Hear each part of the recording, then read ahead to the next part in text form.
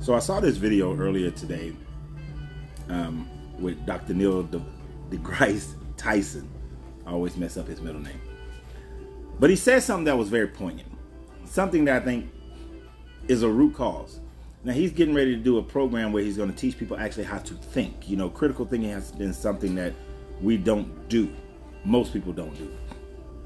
But he said most people only have a little bit of knowledge and think that they're right.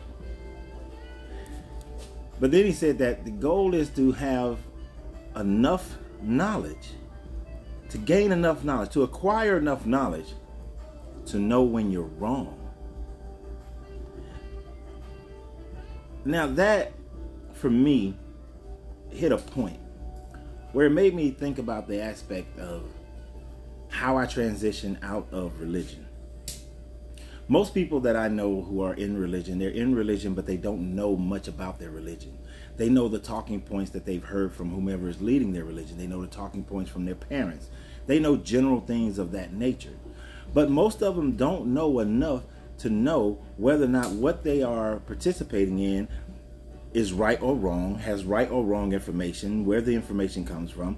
They don't even know how to research the information. I see many people say that Google is an amazing thing. But Google is an amazing thing only if you know how to ask the right question.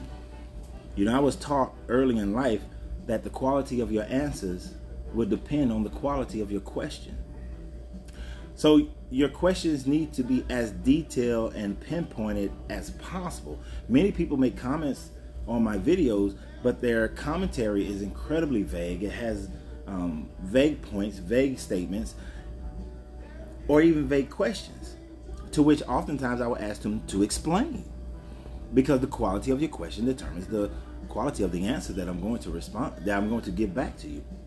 But most people will never study something deep enough to know whether or not what they're studying is right or wrong. And then one of the other things that he said is that most people have their perspective truths, and that's what they lean towards. That's what everything is geared towards. That every question you ask is geared towards your perspective truth, but not an objective truth. An objective truth is just the truth, no matter where it lands you. I've said many times that most people have a predetermined landing point when they decide to study something. And when you do that, you've already decided what the information that you're willing to accept. So there is absolutely zero critical thinking or objectivity involved when you do that. So study and show yourself approved, as you say.